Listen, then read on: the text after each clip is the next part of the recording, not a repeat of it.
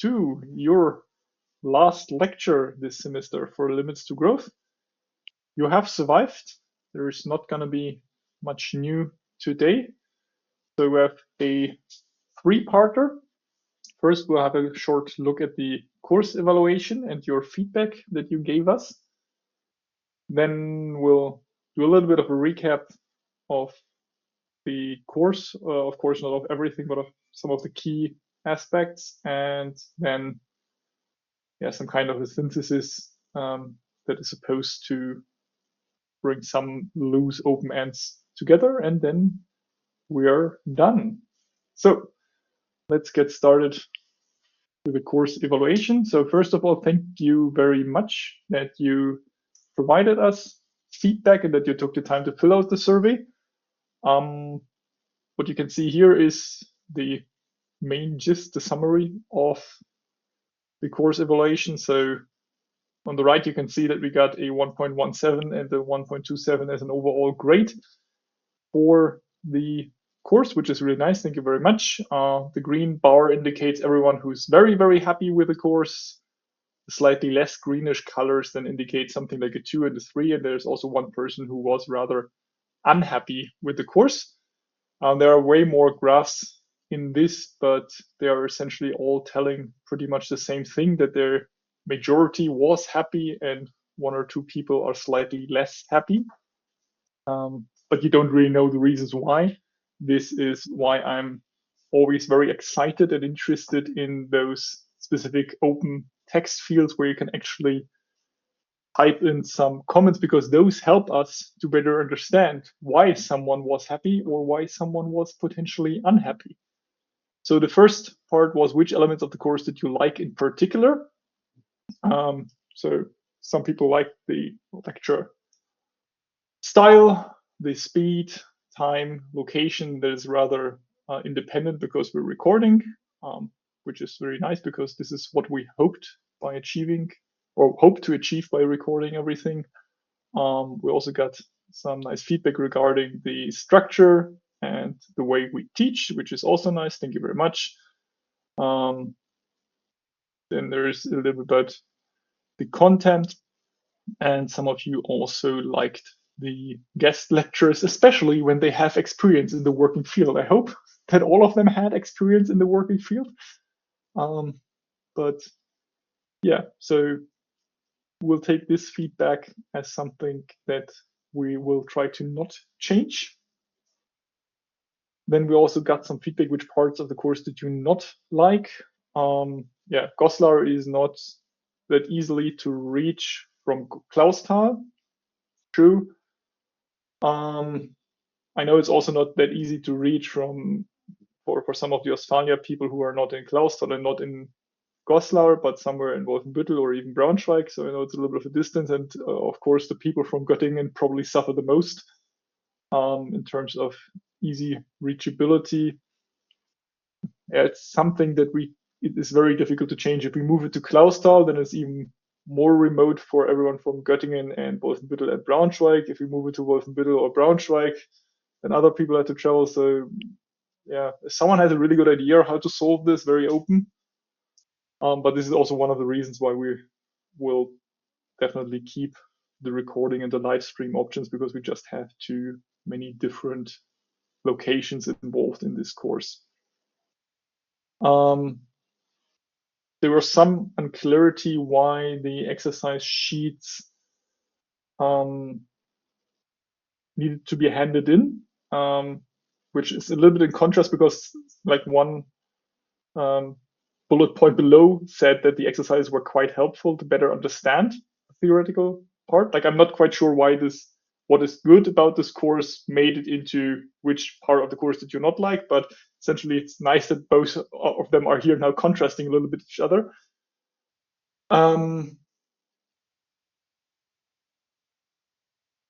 If the person who made that comment about that the exercise seemed to be unnecessary, or that the submission of the exercise sheet seemed to be unnecessary, could leave us some anonymous or non-anonymous feedback a little bit more. What parts seem to be unnecessary? Is it just really that you have to submit it, or the type of exercises that they did not really help you. That would help us a little bit with experimenting with the type of exercises and also the submission style and whether it's mandatory or not. Based on the module catalog, we have to do exercises. And of course, it's not true for all study programs, but for those of the TU Clausthal, we have to do exercises. So we need you to at least submit one exercise. We also experimented in the past with just submitting empty pieces of paper. You had to submit an empty piece of paper. This counts as your exercise, but you had to submit it. Now we try to do slightly different again. But yeah, so long story short, very happy to try to address this point if we can better understand what aspect of the submission, the mandatory submission for the exercises, didn't feel right or wasn't quite clear. Some of the topics are a little bit depressing, but part of the lecture, therefore there was nothing bad. Yep, I absolutely reckon that some of the content doesn't really spark joy. Trying to lighten the mood every now and then, but some of those things are just not as nice. And then what suggestions for improvement do you have? Exercise submission via Moodle. That is indeed an option that we discussed and tried in the past. However, it only works for students from the TU Clausthal and now also partially for those from the Ostfalia. However, it doesn't work for our students from other universities like Göttingen, because thus far the IT people did not manage to also reliably allow them to access our Moodle. We're at something like a 10 to 20% success rate there. So that's why we couldn't do Moodle at the moment. We also tried to get an alternative submission platform. That idea was turned down. So yeah, we're working on it. We know that it's not perfect, but it's the best we have at the moment. As soon as we get something more reliable and easier, then we'll definitely do that. Slightly less invited lectures. That is a very interesting and good point. At some point, I also had the feeling it's a little bit too much, but it was just a gut feeling. Now we also have a confirmation that at least some of you felt like it was too much. So we'll definitely take that into account. Thank you very much. The interactive way of the lecture. So this also seems to be rather something that is good. So some people like the interactive way of the teaching style or of the course. The group exercises were very hard to organize. Some people just didn't participate, therefore working a group wasn't possible. Yeah, Chintan and I had discussions about that before we decided to go for group exercises. We were very worried about this, but still try to give it a shot. So we'll try to figure that out next time, whether we're going to do groups again or if we find a way to prevent this issue from happening. But I was very worried about it, and now it happens. So we'll definitely try to address this issue. Nonetheless, your group presentations, very good. I think we already stated that last time that we were very pleasantly surprised about the outcome. So even though it was hard or very difficult or borderline impossible, you still did a very good job. So yeah, I think that concludes the feedback that we received. So thank you very much. First, that you grade the course that well, but also thank you for providing feedback. You can, of course, if you now notice anything missing or if you have later on any other thoughts, feel free to just text us and let us know what else we could change, or if you have any amendments to those changes. We are really looking forward to any type of feedback.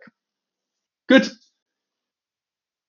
That said, now to the recap part. So this is just going to be a little bit of a Limits to Growth course in a nutshell, to just highlight like some of the more important aspects that we worked through, not meaning that this is the only thing that will be checked in the exam. This is not why we're looking at this, but it would be really bad if some of the core or fundamentals are missing. Good. So One theme that was a bigger part of this whole course was obviously the sustainability aspect. We discussed that there are many definitions of sustainability, either different levels of detail, some rather short and high level, others very specific with respect to a particular aspect. It didn't make really sense to analyze all different types of sustainability, and for the exam you don't have to repeat the one that we were using here most of the time because it's quite on point and succinct. So if you have another one that you would like to use in the exam for various reasons, that's also definitely or totally fine. But this one would definitely be a good choice. So developments that meet the needs of the present without compromising the ability of future generations to meet their own needs. And a lot of the different aspects that we looked into were very much connected to this definition of sustainability. So from the circular economy perspective, how can we utilize existing resources that we already have better and more efficient so that we can meet our own needs without compromising the needs of other generations. The environmental pollution aspect that also played into the circular economy, circular societies for sure, but I'm getting a little bit ahead of myself, so we'll get back to that. One of the major implications that we had for sustainability is that most often one way to act relatively sustainable without having to do a lot of extra effort is just to reduce the consumption of product, services, and resources in general. As soon as you start doing this, you're automatically more sustainable than you would be otherwise. So, of course, it has various limitations and even limits the way you live. But if you're like, okay, we need to do something, then consuming less is like a very extremely simple way to go right away. We're started in the first lectures, besides those definitions, also with some fundamentals. We looked at the definitions of weather, what's the definition of climate, how are climate and weather related. Then we also looked at the relevance of a changing climate and what are drivers that make the climate change. We identified greenhouse effect that we partially use synonymously with climate change, had greenhouse gas emissions as the primary driver, and CO2 emissions in particular as the most prominent example of greenhouse gases that are causing the global temperature to rise. We also looked at some of the predictions given our existing or current or past and current greenhouse gas emissions and CO2 equivalents. So you have seen this figure before, and based or depending on how many tons of CO2 or gigatons of CO2 or CO2 equivalents of greenhouse gases we are continue to emit, we will see different scenarios for the future. So we established that 1.5 degree is already dead. No matter what we do, we're not going to get there anymore. So next goal would be 1.6, 1.7, 1.8, 1.9, 2.0.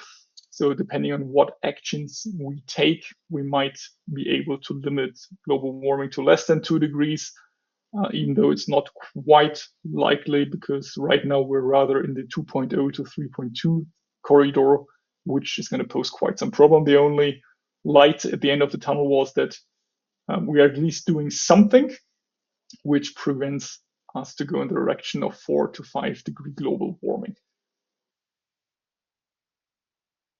Even though we're not targeting 5 degree at the moment or even 4 degree, we still have this problem that somewhere around those 3 degree marker, we will definitely have like serious consequences for the world that we, or as we know it at the moment. I mean, 1.5, that we missed 1.5 is already a problem for a huge part of the population of this planet.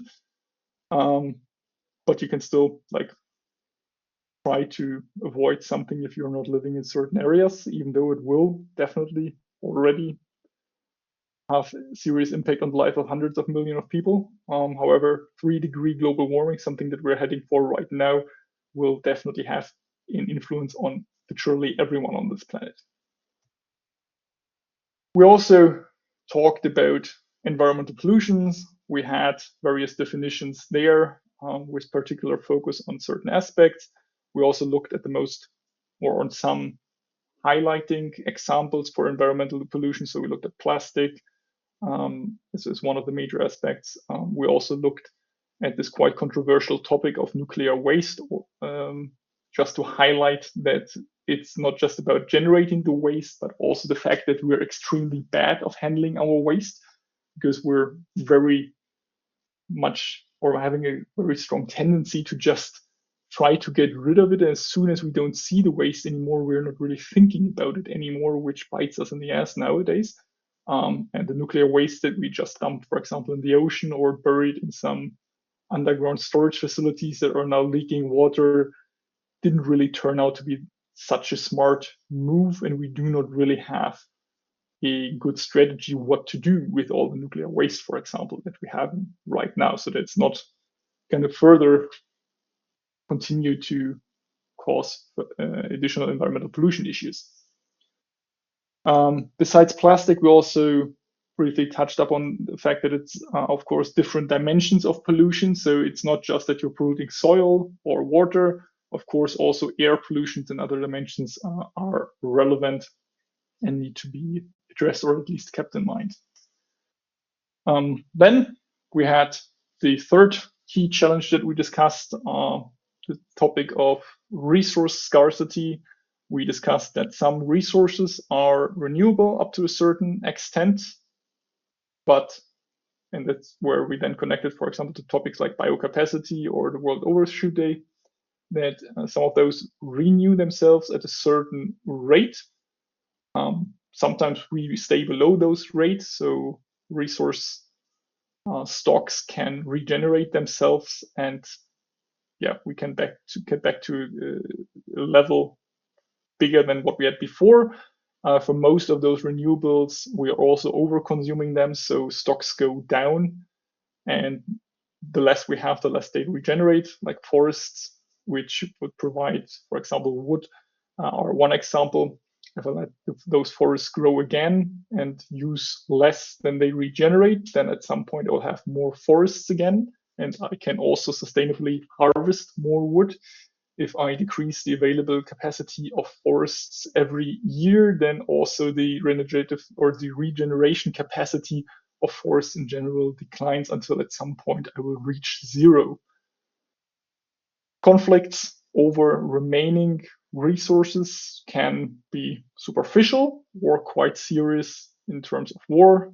There is a scale with respect to how serious people fight over resources, but especially when it comes to the very critical resources like food as a generalized stock now, or something like water, then of course, like those are some things that people can't live without. Then the risk of conflicts that can turn violent obviously very much grows. So you have this pyramid of things, of needs that need to be fulfilled, like shelter, food, water, and a few others. Like if those resources are not available to you, then you have essentially not much left to lose, and you try everything to somehow get those resources from somewhere.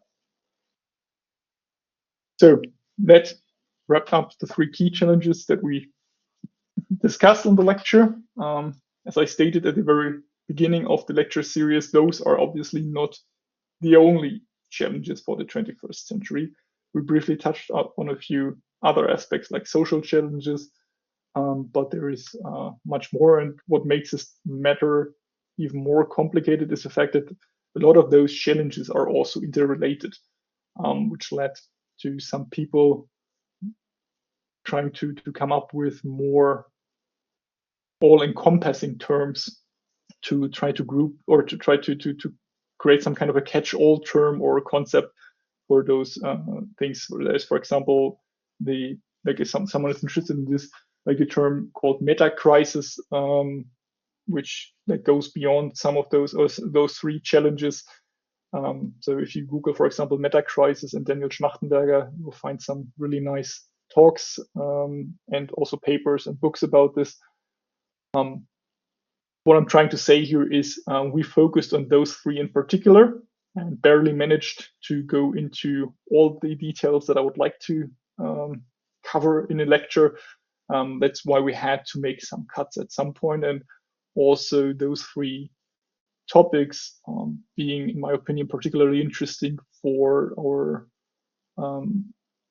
like being part of a technical universities, having the primary audience of technical students. Of course, I know that doesn't really cover all of them, but those are definitely aspects where also technical solutions could come into play. Not saying that all the other problems are irrelevant because we cannot tackle them with technology or where technology doesn't play any role, but you get what I mean. As part of trying to understand the level of problems that we have or the seriousness of the problem, but then also getting a little bit of an idea what certain actions with respect to our three challenges would cause in terms of implications. So if we looked into this modeling aspect, so for example, the World 3 model, and then later also the life cycle assessment. So modeling helps me to understand how systems work, or I first have to understand up to a certain degree how systems work, which I then can feed with historic data, which then tells me something like, okay, does it work or not, the model, or is it roughly close to the reality? And then I can try to predict and run simulations for certain scenarios, which then tell me, is this a good idea or a bad idea? So I can try out, okay, similar to what we did with the World 3 model. Like, okay, would it help if we double the resources? Still collapse. Would it help if we have unlimited energy or unlimited resources in general? We're suddenly collapsing for a different reason. Would it help if I have perfect environmental protection and no pollution in the environment anymore? Still a collapse. So understanding, of course, this was on a very, very simple level. We're talking about five different aspects here. But the idea was to get you to this idea of, okay, I can model the world or certain other environments up to a given point, depending on how well I understand them and what type of data I have. And then I can test out different solutions, different scenarios to better understand which way to go is the most promising and has what type of side effects. Of course, you never know. And I think we had this Forrester dilemma. Is it here as well? No. That tells you that it's quite easy to predict what is very in the very near term future, and it's very hard to make proper predictions in the far term future, where some of your actions have actual consequences. But it is just one tool that can be used. We also had the same dilemma with the CO2 emissions or the greenhouse gas emissions, that the predictions for the global temperature warming are essentially depending on different scenario parameters. And then I have some kind of a corridor where the global temperature rise might end up. They are never perfectly accurate, but they give you, depending on how good the model and how good the data is, an idea where the world goes. So, what did we learn from the World 3 model, despite all its disadvantages and criticism? There is a chance to stabilize the population in the 21st century if we go for the stabilized world scenario. So we try to minimize resource consumption. We somehow figure out a way to minimize environmental pollution, but we also go along with the definition of sustainability that we use, that we're trying to meet our own needs without any excesses, so that we figure out a way to live an okayish life, which has less consequences for our environment. If we somehow figure out a way to do that, then there is a chance that we end up in the stabilized world scenario. Unfortunately, we're not even close to that at the moment, but the point was to give you some ideas. Okay, if we do X, Y, Z, this happens, and there is one scenario that actually could work nicely for us, at least for an extended time frame. As one of the potential building blocks to get there, we looked at the circular economy, and in order to get to the circular economy, industrial economy, something that we're doing mostly right now, even though there are some steps that are being taken to transition to a circular economy. So the linear economy is pretty simple: just make, take, dispose. So we're extracting resources, we're making a product out of them, and once we're done using this product, we're just throwing it away. So everything that essentially benefits or contributes to the three key challenges becoming worse and worse. And the circular economy, as a supposed building block or part of a solution, has a way more circular approach with minimal, or in best case, no leakage of resources, environmental pollution, and so on and so on. We talked about those different cycles, starting at the right top with manufacturing products in a quite smart way so that they are facilitating the other three circles.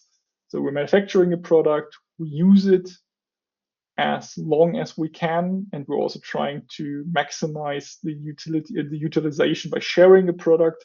So we had this discussion with the performance economy later that we could, for example, maximize the use of a drilling tool by not just buying drilling tools for every people, but rather having drilling tools that we share among a larger set of people. Car sharing goes in a similar idea. Essentially, everything that you don't need 24/7 could also be utilized by other people while you are not using it. If we don't have a use case or a use anymore for a certain product or service, we could try to give it into the reuse cycle or repair cycle. So if it's broken, we could try to repair it. Depending on how we manufacture it, repairing might be quite easy or very difficult. If you're looking at legacy product from the linear economy, like an iPhone or something else, reuse essentially meaning, okay, I don't need that smartphone anymore, or I don't need my bike anymore, or I don't need my car anymore. I just give it to someone else, either for free or for money, but it hopefully prevents someone else from having to purchase a brand new one that is based or is manufactured using virgin materials.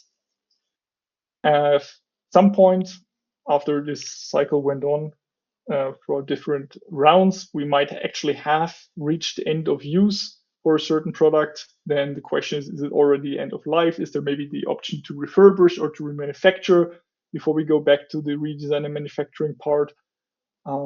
Hopefully thereby extending the lifetime again and again. At some point, we may reach this end of life, which then leads us to the recycle and recover parts where we discuss the era of R. We're actually discussing the era of R right now, but especially in the recycling and recover part, we're then also getting closer to the era of D, which is like more focused on actually recover and recycling aspects. We also touched upon the special flavor of the circular economy, which is the performance economy. So essentially, instead of selling products, you sell services or performances.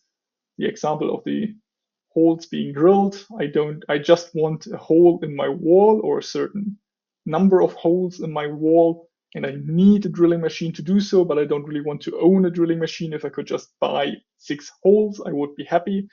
And that has then different implications on how manufacturers may produce products, because they're not too much interested in selling you a product anymore, because you don't want to own the drilling machine, which takes them out of the responsibility loop once they sold it to you, but rather keeping the manufacturer as the main positioning partner in this game, who remains in charge of a certain product. That's if we stick with the drilling machine, and then has different incentives to change its behavior. So if Bosch or Hilti or Makita are not selling you drilling machines anymore, but selling you holes or performances, suddenly they have an interest in designing those machines to really last forever and make them very easy to repair, because they want to get the most amount of money out of a single drilling machine, which is supposed to last as long as possible for them. And then this fits very well into this idea of a circular economy or a performance economy, that we're trying to utilize resources for as long as possible, trying to keep them at the highest purity and quality for as long as possible, and in the best case, having no leakage, no loss of resources whatsoever, having no environmental pollution. Sure, that has its physical limitations. We're probably never ever getting to a perfect circular economy, but at least there is a potential for a significant improvement compared to the linear economy that we are relying on mostly at the moment. Yeah, maybe closing thought here for the performance economy slide. We use this drilling machine or partially also car sharing or autonomous cars providing transportation services as the main examples here. But of course, you could also play out this game to a very atomic level that essentially you're renting out atoms to fulfill a certain purpose that are supposed to come back at some point in this loop. So it might not be quite as intuitive as the other ones, but you could actually also play this game and essentially build a business model about around renting a molecule and paying per use for a molecule, if that makes sense. But the model allows for that. Then we also had a look at the circular society concepts, because the circular economy, while having some advantages, is also not perfect. One of the major criticism is that is essentially really just a circularity approach for a capitalistic economy system as we're experiencing it right now. So it doesn't really fix any of the inherent problems of, for example, capitalism, which promotes maximization of profits and selling as much shit and making you consume as much shit as possible, and not really going in this direction of sufficiency. What do I actually need to be happy? So in the system that right now have, you always have to consume as much as possible, no matter whether you need it or not. This is like one of the criticisms of the circular economy. Other aspects go in the direction of the circulation of like more immaterial aspects like knowledge, power. Those are not really, or that are not any part of the circular economy. What's also not really considered in the circular economy is the graph that you're looking at right now, that every economic value of a product or a service usually, or in general, also has a socio-ecological damage. So either damaging the ecological part or the sociological part, or even both. And circular economy pretty much ignores that also in total. So while the circular economy has aspects that can be helpful, this by no means a perfect solution. So just implementing a circular economy is also not getting us to the finish line. Same is true, or not same is true, but essentially also the circular society aspect also has its challenges. So I really want to emphasize this point that all of the things that we looked into in this lecture, sometimes a little bit more detail, often on a very high level, none of those are single solutions that work. They all have some potential aspects that can help building a better future.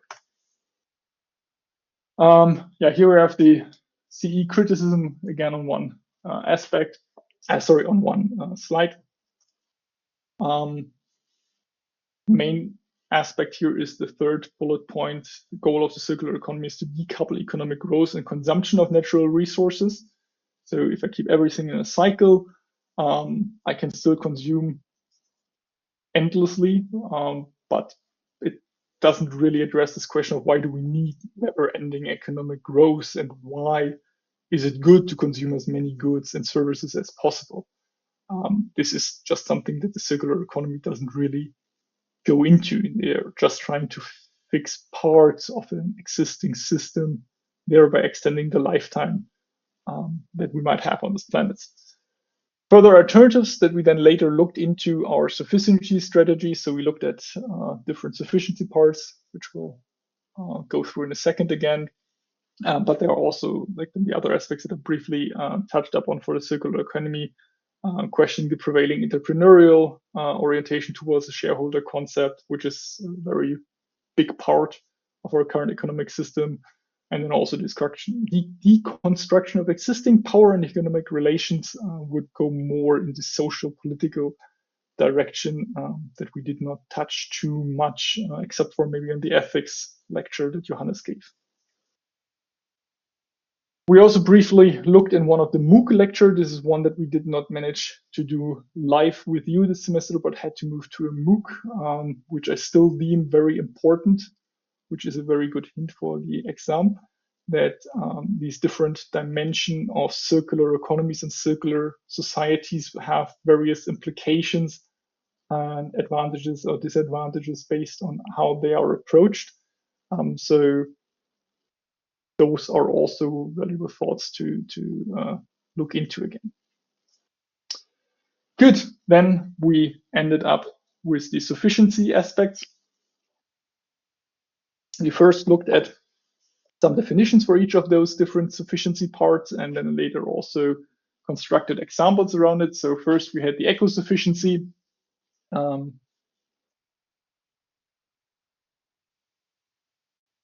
Oh, wait, okay, we did not bring all the examples here. So we had different aspects of sufficiency. So I can try to make a car that needs 6 liters to drive 100 kilometer use only 3 liters. That's good. That's one part that, of improving the efficiency, essentially. Then we looked into the direction of, okay, can I, because those 3 liters of diesel still cause environmental pollution, can I replace the diesel with something like battery electric vehicles, having even less impact on the environment? And then another sufficiency strategy we then end up with eco-sufficiency would be, okay, do I even need to drive those 100 kilometers? Is 50 maybe enough? So I can try to make things more efficient.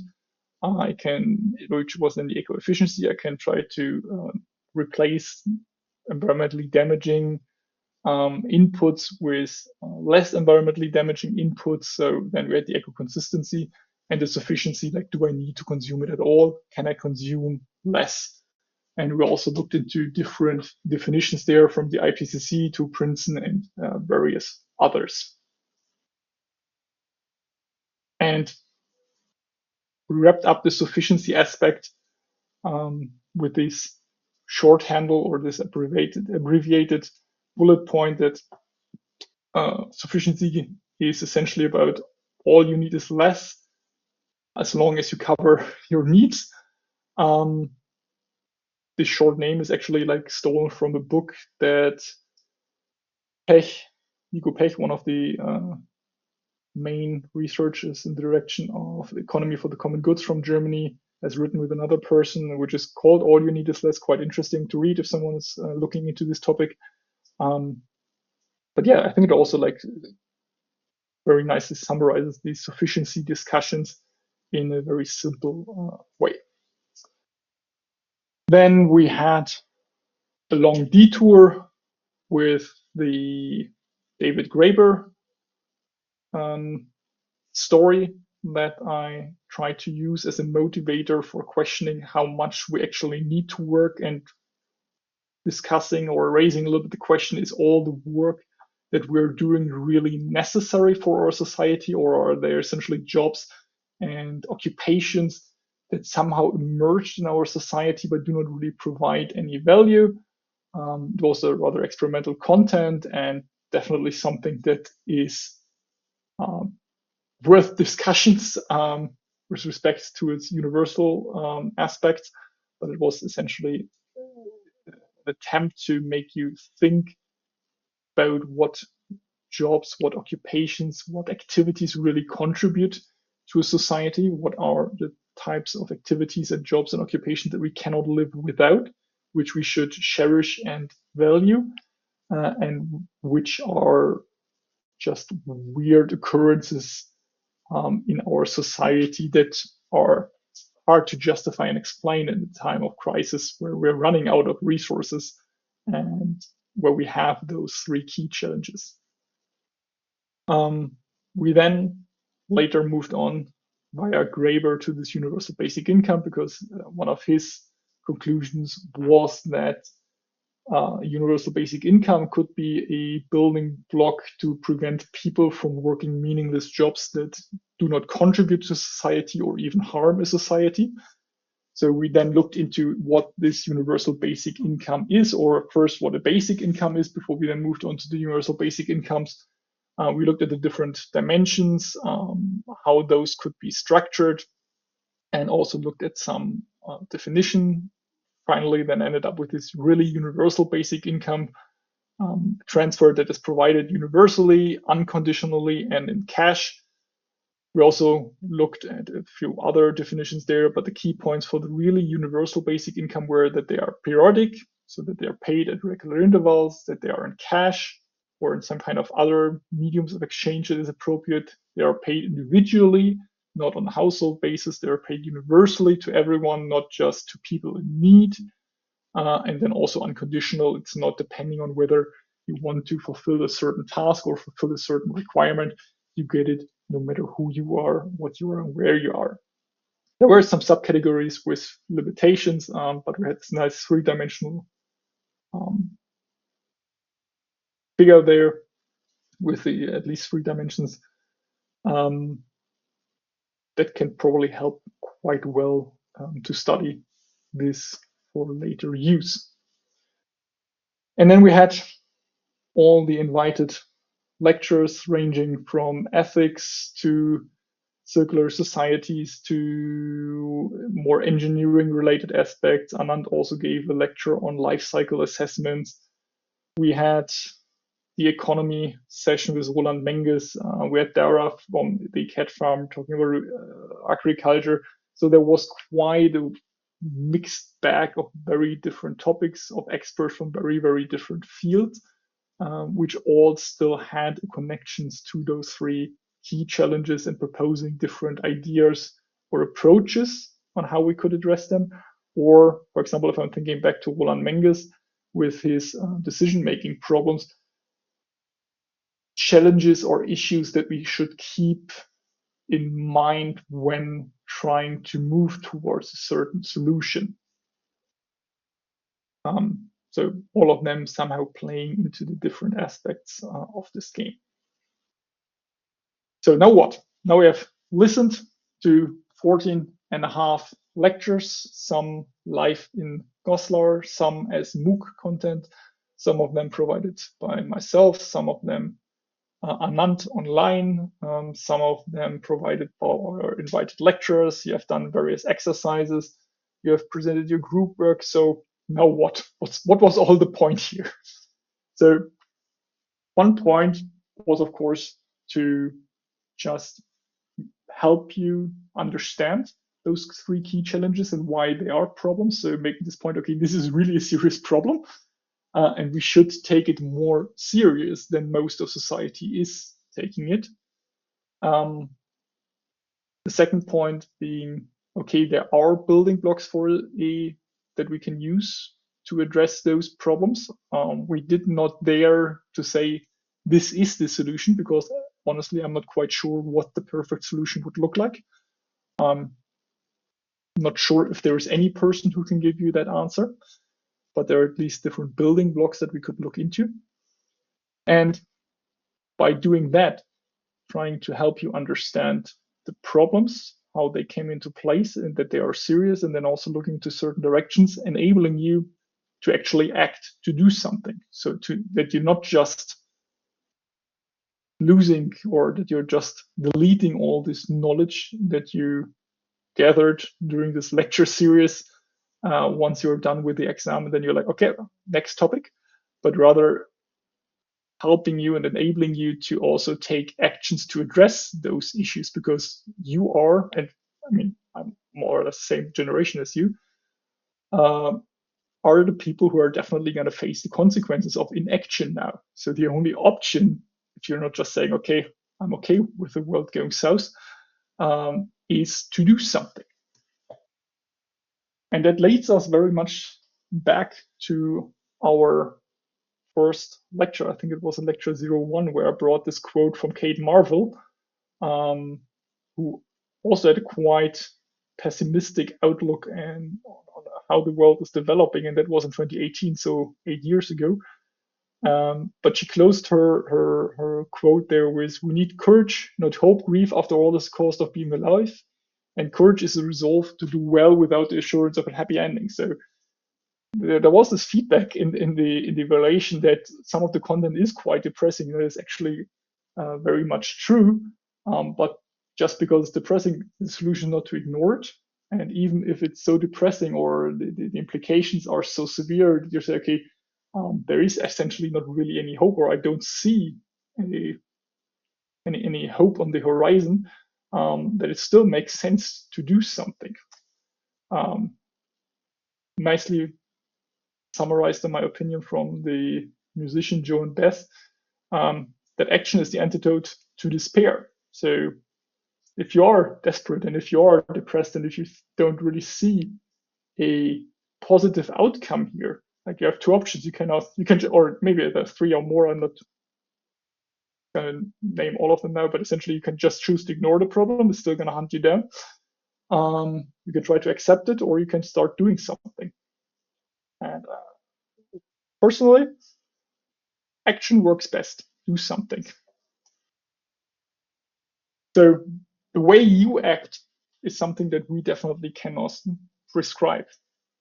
Otherwise, we could have just told you this is the solution to all our problems. This is how you do it. Like, since we don't know the solution, we cannot really say do this, do this, do that. But there are a few rail lines or guidelines that you could use to help structure where you might do something, because it very much depends, of course, on your own situation. What are my financial situation? What's my time constraints? What are my skills? What amount of time am I willing to dedicate? How serious do I take this problem, and so on and so. Like, there's a lot of personal aspects there that, of course, going to guide like how you could do something. You can also try to use those concepts that we had here, for example, for the circular societies and circular economies. In what conceptual framework do you see the useful future? What is the most likely one, or which is the one that you would like to push forward, which then narrows down a little bit this vast opportunity or this vast space or corridor of things you could do, and try to figure out, okay, what am I going to dedicate my time to? What do I want to future to look like?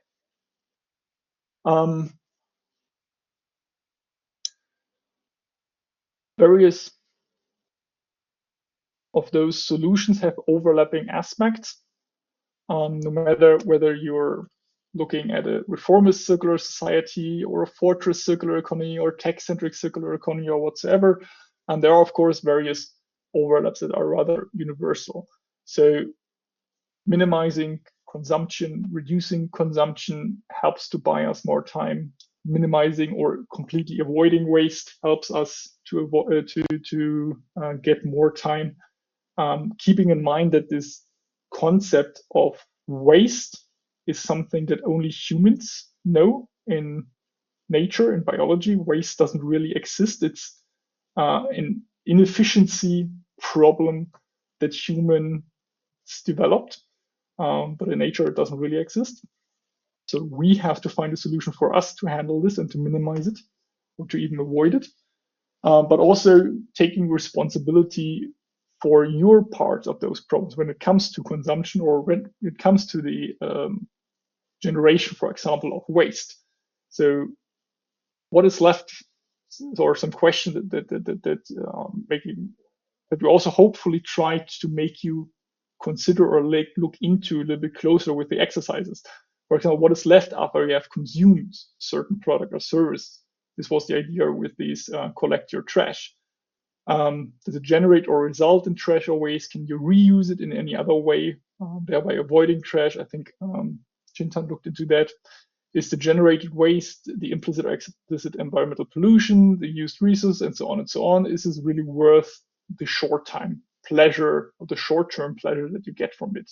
Sure, this zero waste approach might be rather unrealistic at the moment, because you're living in a world that is what it is.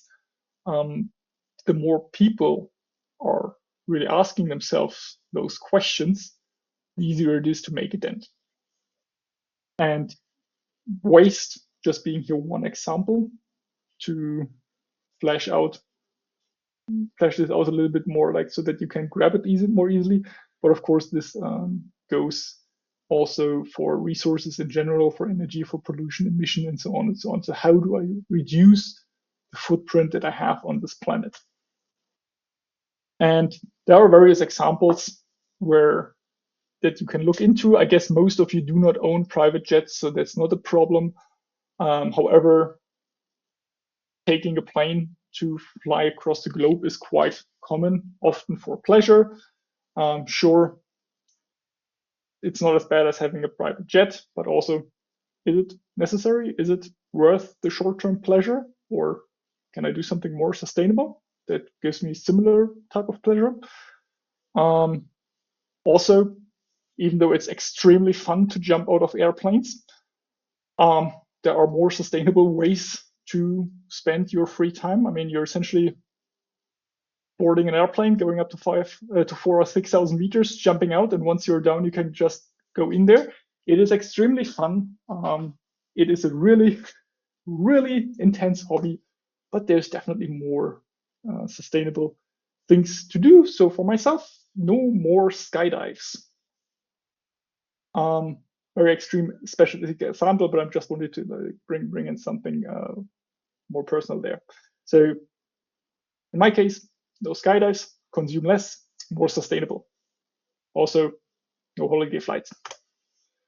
One of the project ideas also went down another strategy for minimizing your footprints, repair cafes, secondhand sharing approaches. We looked into some of those. We also had Dara there talking about climate resilient food production, and one of the project ideas also touching up on this by trying to avoid already produced food and making sure that all the resources that we put into this food are not going to waste just because the food expires. So essentially making sure that the resources that we put into this are utilized as best as possible. So thereby being aligned with circularity ideas. You don't have to own a big farm to do something like that. So whether you have your own property where you can grow things, or having one of those garden plots in Germany, often called Kleingärten, or if you're just doing it on your balcony in a small scale, food production is, of course, then not quite as efficient as it might be on a large field, but it can be way more sustainable. And another aspect that proved to be quite interesting again and again and again, over and over, is that food production is a very good entry point for people to consider and reevaluate their own behavior with respect to the environment. Because as long as you buy food from the supermarket, you're not really having any relation to food and what it means, what resources go in there. But as soon as you start growing your own food, even if it's just herbs, people tend to get quite a good grasp of sustainability. It sounds a little bit weird and too much at the beginning, but quite a large amount of sustainability movements or projects actually came out of some kind of shared gardening concepts, whether it's just we grow something on our balcony or some small plots where communities came together and gardened and then started other ideas, projects, movements, or like out of those, or if they had larger community projects like the cat farm. I mean, the cat farm initially was an old, not abandoned, but an old beyond repair vineyard that one of the founders had available as a legacy from his father. And in the last days of Ulysses' father, people came there to help taking care of the property and his father. And those people stayed afterwards. And this is where the cat farm came into play, or where it came from. So those are actually really good ways to start such community projects with a particular focus on keeping the environment. Because if you know this is where my food comes from, you suddenly have a very strong incentive to keep that place in a pristine shape. So if anyone has like green thumb, this is actually a really good way to start, or go where people grow food and then try to find out what they're doing, potentially join them or propose your own idea. Do something. Point of those examples that I'm just listing now. Good. What did we also look into in one of the MOOC lectures was activism, and the depressing part there was that not much has happened in the bigger picture. However, what I would like to emphasize now is that something at least happened.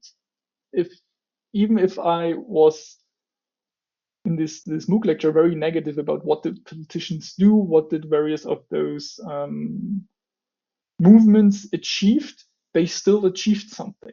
Like whenever there was a COP, they promised X and did X minus 90% afterwards, but it still gave you 10%. And if we would not have all those climate conferences, we would be in a worse place. Even if Fridays for Future, Extinction Rebellion, Last Generation, and all the others did not manage to achieve all their goals, they moved the general consensus. They inspired others. They made others think. They make others act. They achieved something. They did something. So as a result, even if most movements did not seem to have succeeded with respect to the original goal, they still achieved something. So do not feel discouraged from the failure of others. And failure is also like relative, like they might not achieve their main agenda or the main goal, but as I said, they achieved something, so it wasn't a failure. So there is, even though like many of them did not achieve their main goals, there is still a very valid place to go into this direction to do something.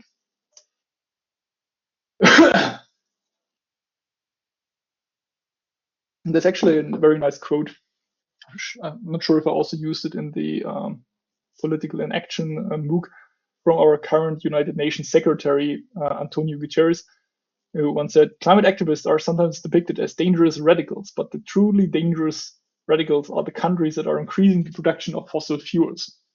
And yeah, that's a little bit of a media issue, but especially if you're finding yourself in discussions with people who say, okay, this is way too radical, it's often helpful to put it into perspective what the actual radical position is, to essentially arguing we should jump off the cliff for the comfort of another 2 or 3 nice years before stuff goes south.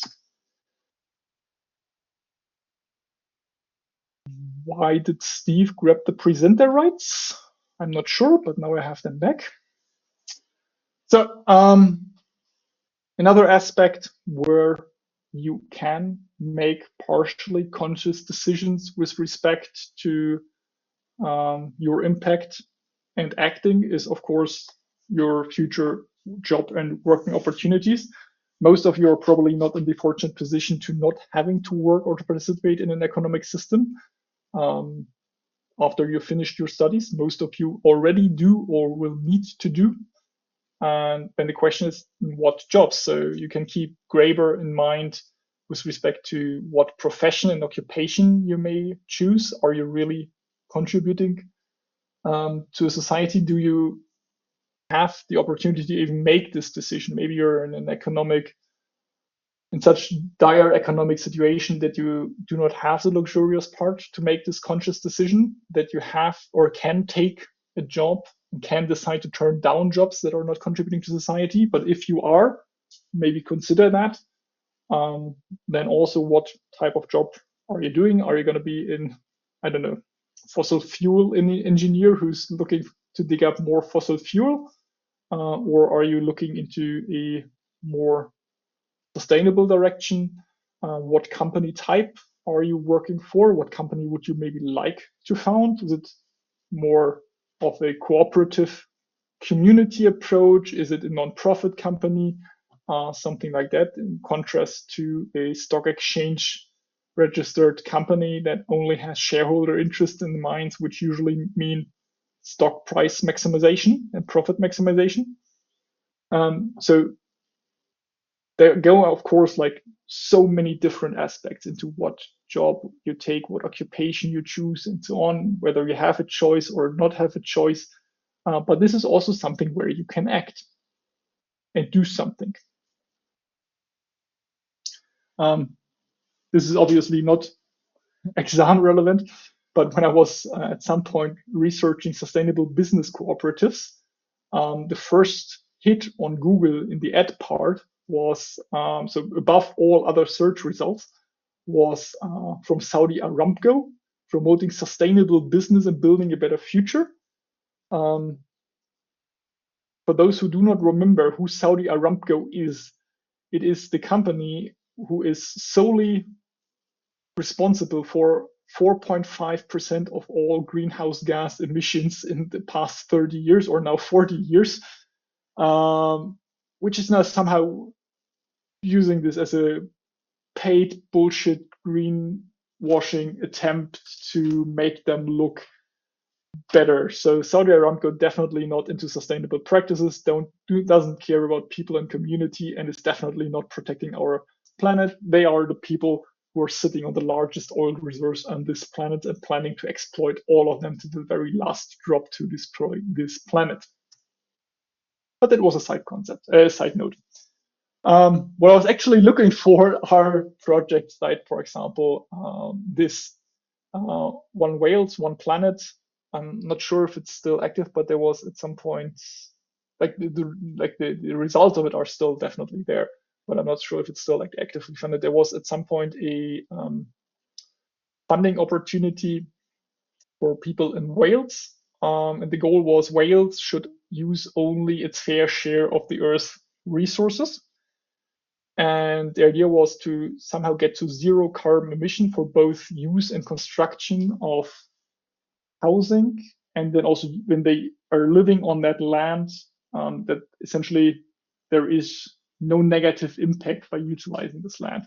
So, for example, they allowed for low impact development principles that worked for Wales, and they had various funded prototypes or test communities. Those were single homes or cooperative communities, where they then, for example, allowed people to build like single homes or cooperative homes on land that was initially, for example, protected, protected wild habitats. Of course, not like the super strongly protected one that are like unique on this planet, but that they allowed them to build somewhere where no one else was allowed to build, with a deal that they do it in a zero carbon style when it comes to the construction, the maintenance, the operation of those communities, and then also the way, for example, they use the land. So they had to actually write down that there were like some examples with raspberries that they and I think blueberries that they were harvesting. They had to write down how many grams of blueberries they took from this land, and then later write them down in a report to get an idea: is this actually possible? Can we create, using different means, different prototypes, different test communities? How close can we get to zero carbon communities? How close can we get to actually living in this balance between biocapacity and what we need to survive on a certain place? So Wales is not the only place who had tested ideas in this direction. And of course, it was very helpful that you had some kind of a governmental municipality support to do that, but it doesn't mean that you cannot go in this direction yourself when you're thinking about, okay, do I want to live at rent forever? What do I want to rent? Do I maybe want to move into one of those cooperative communities like Siebenlinden is just 50, 60 kilometers from here, from Braunschweig?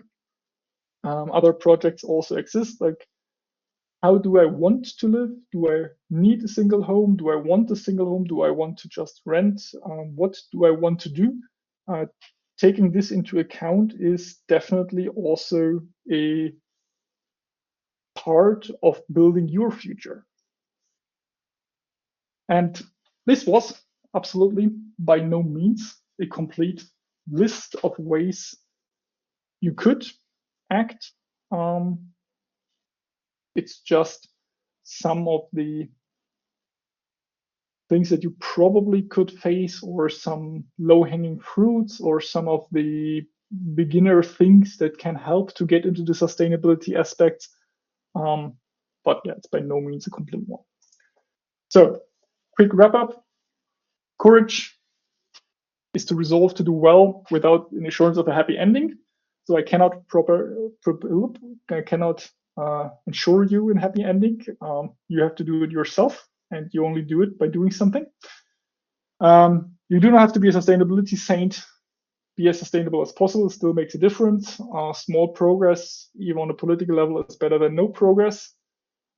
Silence, being inactive, supports the destruction of our planet. So just sitting there, knowing that it's bad, but not doing something, makes you also complicit. Yeah, lead by example. That was one of the major loose threads that I wanted to wrap up with this summary lecture. On one hand, briefly going through some of the key aspects again as a reminder, and then why did we tell you all of this? What did we try to get you to think about, and then potentially make part of your decision process for your future? So that's it. Limits to Growth 25-26. We will hopefully see you in some other courses in the future, or maybe as some part of projects. If you have any idea on any sustainability projects, let us know. We're also running a few ourselves, so if you're interested, feel free to contact us. But this is going to be the last video for now. We're going to cut the recording, and then we're going to move to our final Q&A session this semester. Thank you all very much for attending, and see you soon.